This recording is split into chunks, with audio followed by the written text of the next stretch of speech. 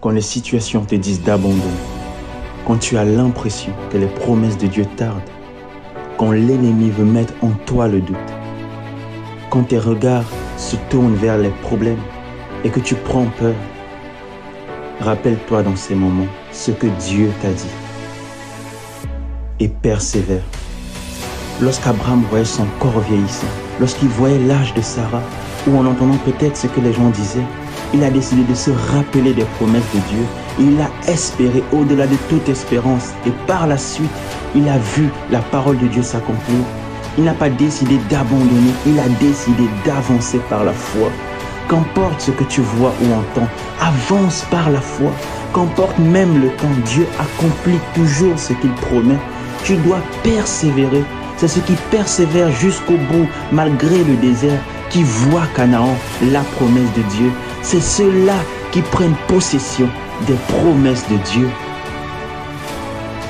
Le monde t'apprend à ne pas persévérer, à vouloir tout de suite, sans délai.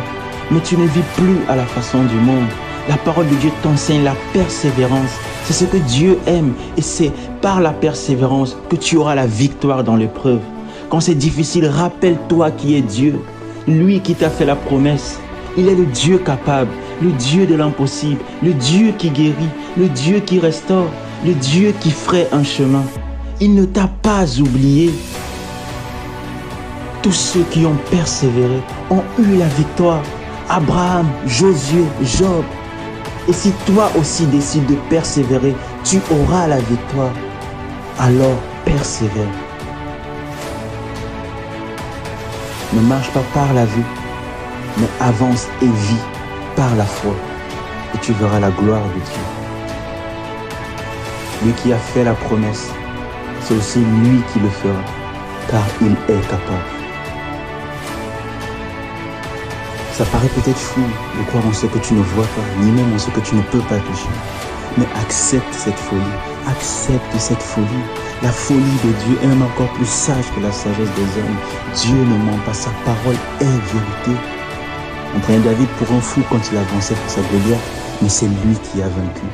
On prenait Abraham pour un fou quand il pensait qu'il aurait un enfant vu son âge, mais il l'a eu.